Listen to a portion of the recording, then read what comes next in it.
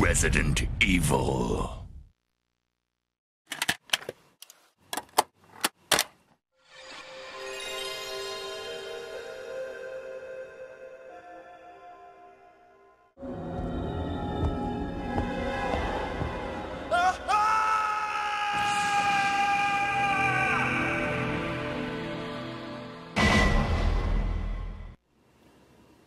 Wow, that definitely showed its age.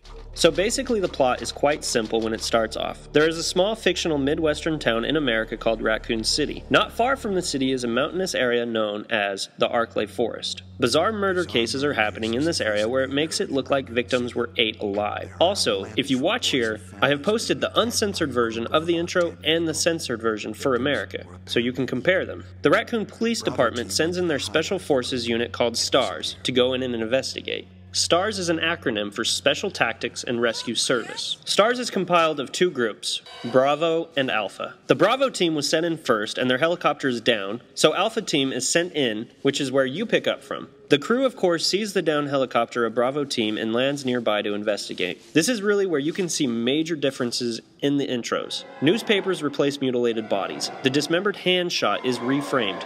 Chris smoking a cigarette in the character description scene. As the team is trying to stay together and avoid the danger of the Cerberus dogs, they find an old abandoned mansion and decide to take refuge there. As you will see, the intro and cutscenes are all played out with live actors and they hold a very B film quality to them, which I think it fits the game very well, giving it that classy George Romero feel to it. The main characters that matter at this point are Albert Wesker, who is leading the Alpha team, Barry Burton, who is the guns expert, Rebecca Chambers, who is known as the medic and part of the Bravo team, and then the two playable characters whom you get to choose to play as, Chris Redfield and Jill Valentine. They don't go deep into what they are known for except that Jill is a master at picking locks and Chris was a loyal ex-pilot. The story changes a bit for each character with the plot, filling you in on minor details, but the overall goals stay the same. When you play as Chris, you will run into and deal with Rebecca and Wesker a lot, and when you play as Jill, you work with Barry. Jill is usually a better pick to start with because she has more inventory slots and has the ability to pick simple locks, where Chris has less slots and has to find keys to unlock those simple locked doors.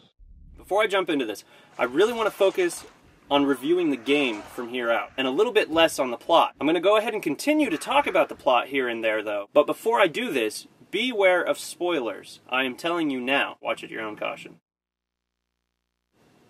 Damn it! I just died! Now, the first thing that most people notice is the controls. It's something that most players have never seen before. The game contains static cameras that change as you move across a room or into a new room. Most people may be accustomed to seeing your character from behind when playing a third-person perspective, but this is not the case here. Normally, the camera is pulled back far from the character and is always at a different angle. Maybe it's in front of your character, above, directly at your side. It's always different, and I think this works perfectly, but I'll explain why later. Next, you're going to notice the control scheme, which for some people, this may cause you to quit the game altogether. I know plenty of people that never got to experience the classic Resident Evil games because the control scheme frustrated them. If you're unfamiliar, let me give you an example of how it works. Okay, in this scene here, you can tell that you want Chris to walk towards you. When you're looking at it, you would think, oh, I'll just hold down on the analog. Nope. As you can see, this actually caused him to move backwards. At first, every time the camera angle changes, you will think you need to readjust and match up the direction he needs to go on the analog. But really, all you need to do is hold the analog forward to move Chris forward, or left to go left, right to go right. I mean, it's as simple as it sounds, but at the start, those camera angles can really throw you off. So again, this may cause some people to walk away from the game entirely, but I promise it becomes second nature in no time at all. The rest of the controls are pretty standard. One thing that also leaves players unsettled is the fact that when you aim your gun, you cannot walk and shoot. You have to stay in position. This isn't a huge deal because the zombies move slowly, and most times you will be getting far back and shooting as they come closer. In future videos, in this installment, I will talk about this exact control issue and why it later became a pain in the series. When you pick Chris, he doesn't have a gun, but only a survival knife, which... Wait a second. I know he had a gun in the intro scene. So you're telling me that the STARS member just dropped his gun in the forest? Okay, that makes sense. As you explore your first moments inside the mansion, you really learn what Resident Evil is all about. The static camera angles make you want to slow down and listen as you edge around corners, listening for the faint moans of zombies or BOWs. Sound in the game becomes your best friend, and really, it makes the atmosphere that much more alive, realistic, and scary. You may hear the breeze of the wind through a broken window, or a zombie pacing closely on the carpet near you. Isolation is everywhere, and it's really felt as you explore the mansion alone. Even when you think you know all the safe places around the mansion, the game makes you realize how alone and scared you really are. I remember playing that part for the very first time, and honestly, to this day, it still scares the living crap out of me.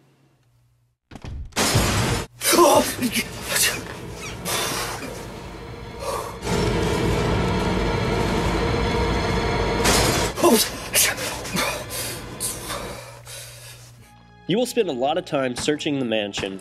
One thing the original game had was a lack of ammo. You learn to conserve your ammo because of this, and this is where the survival horror really steps in. Knowing the ammo is limited, you may at times avoid shooting zombies and just try to work your way around them. Every bullet ends up counting, and precision even tends to be a bit harder because sometimes due to the camera angles, you may not be able to see if your bullets are landing on the target, which forces you to get in closer to the threat, or listening to each bullet and waiting to hear if it rips through the zombie's flesh. When you explore the mansion, you may slow down and look at everything around you, clicking your action button, because at times ammo and weapons may be stashed where you can't see them. This really teaches the player to slow down and scavenge, to evaluate locations and findings for future times when you may run back through a part of the mansion. I mean, really, how was I to know that if I didn't press the action button here, that body would actually have ammo on it? But when you think about being the player, it makes sense to search dead bodies or the bookshelves lined up on the walls or just any location in general to find ammo to survive. In my own opinion, no other game has made me so aware of my own surroundings. It's actually made me slow down and take the time to look around. It also makes you think of the consequences of every action that you would make. I guess Metal Gear Solid did this for me too, but my point still stands.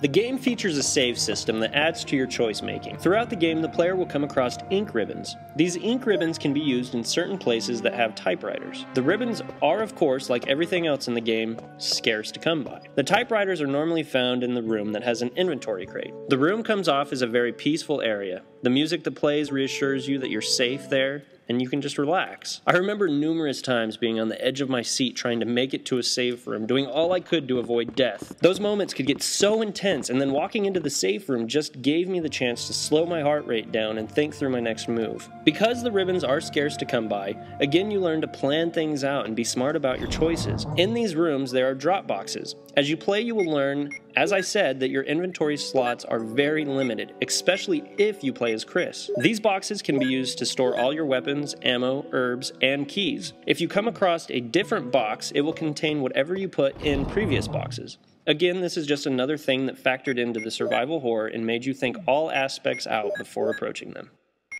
When you start off, you'll soon see that every door within the mansion seems to be locked.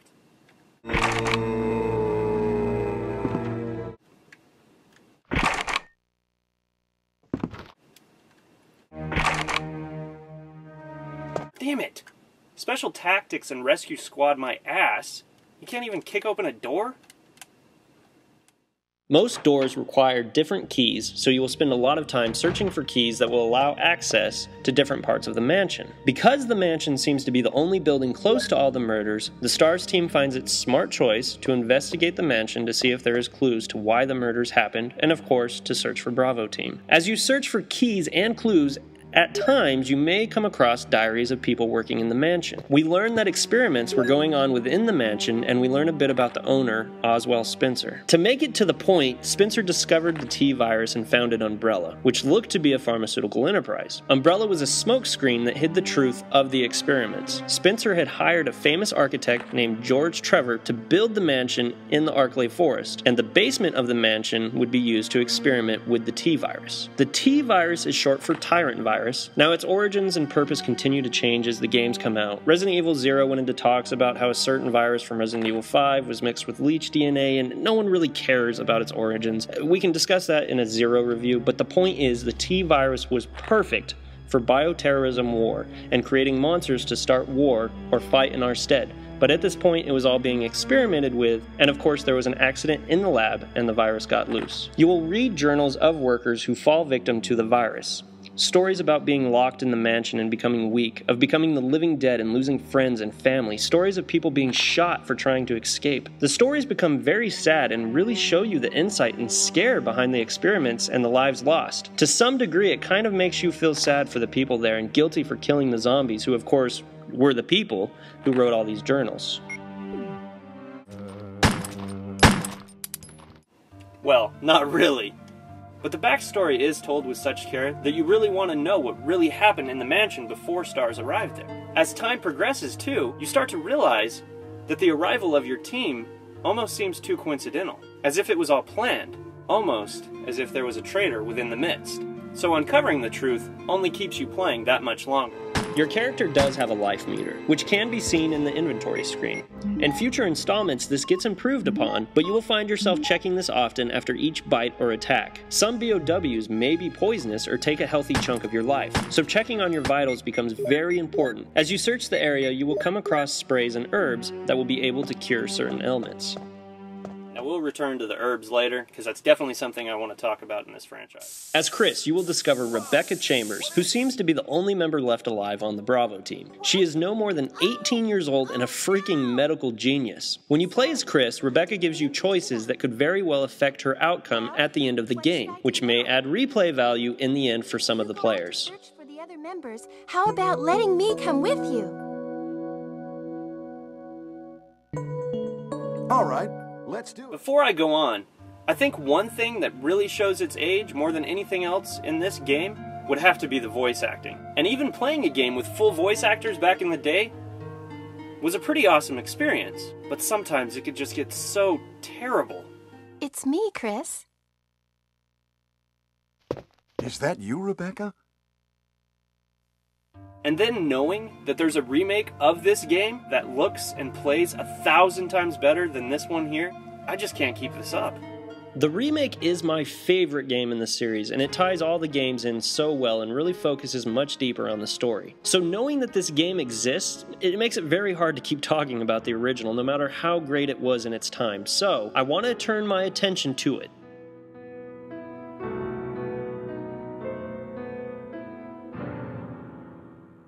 Oh, what was that? But let's save that for my next video. And from there, we will continue the story and my thoughts on Resident Evil. Trevor Clark has had his say to help you find good games to play. Game reviews, tattoos, and news. Poning noobs you'll never lose with Trevor Clark.